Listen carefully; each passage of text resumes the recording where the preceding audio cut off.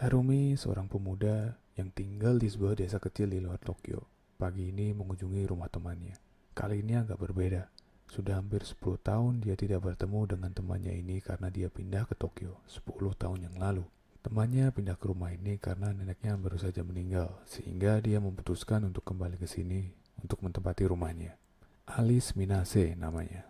Sambil dia membukakan pintu rumah neneknya yang sekarang menjadi miliknya, sembari mempersilahkan Harumi masuk.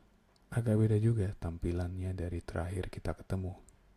Alice yang dulunya tampil tomboy dengan rambut pendeknya kini tampil lebih cantik dan feminim. Ditambah lagi, Alice memiliki selisih umur di atas Harumi yang cukup jauh. Alice mempersilahkan Harumi masuk, sembari membaca ruang tamunya yang masih sama seperti dulu. Harumi mendapati sebuah tungku yang sedang dipanaskan, lengkap dengan peralatan panggang. Alice menanyakan ke Harumi, apakah dia ingat dulu pernah menggunakan perabotan memasak yang bernama Irori ini. Harumi ingat bahwa asap yang menempel kemana-mana membuatnya jadi susah lupa dengan kenangan itu. Alice jadi tertarik dengan Irori sejak kecil dan ingin menggunakan ini lagi dan mengajak Harumi untuk menggunakan Irori ini. Mereka mulai memasak. Pertama, mereka menyiapkan panggangan dengan batu arang, ditimpa dengan jaring untuk memanggang, dan kemudian mereka meletakkan bacon yang sudah disiapkan kemarin. Sembari menunggu dagingnya matang, mereka menyiapkan roti yang dipotong, sayur-sayuran, bawang, dan kemudian roti yang dipotong sedikit, kemudian dipanggang. Jadilah menu mereka, sandwich dan teh hangat. Alice tampak tidak sabar untuk mencicipi masakan mereka ini. Gigitan pertama, Alice terkejut. Harumi tampak menikmati sandwich yang sudah mereka buat. Ketika dipanggang di atas batu arang, tidak hanya masakannya memberikan tekstur berasap dan wangi yang khas, tetapi juga membuat roti renyah di luar tapi lembut di dalam. Benar-benar nikmat. Harumi kagum dengan panggangan sederhana bisa membuat masakan jadi seenak ini, tapi pandangan Harumi teralihkan ke Alice yang tampak sedang menyeduh tehnya yang masih hangat.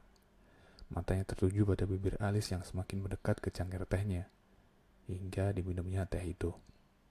Harumi tidak bisa berkata apa-apa. Matanya hanya melihat satu hal, yaitu Alice. Alice mulai sadar dan balas melihat Harumi sambil kebingungan, sampai-sampai Alice mengira ada makanan yang menempel di wajahnya. Harumi malu dan berakhirlah sesi makan mereka berdua. Alice tampak puas dan mulai bisa lebih rileks sambil menyandarkan punggungnya ke lantai. Harumi mengingatkan kalau tidur setelah makan akan membuat dia gendut, sehingga Alice pun tidak jadi tidur. Alice berterima kasih ke Harumi karena sudah dibantu untuk cuci peralatan makanan yang digunakan tadi.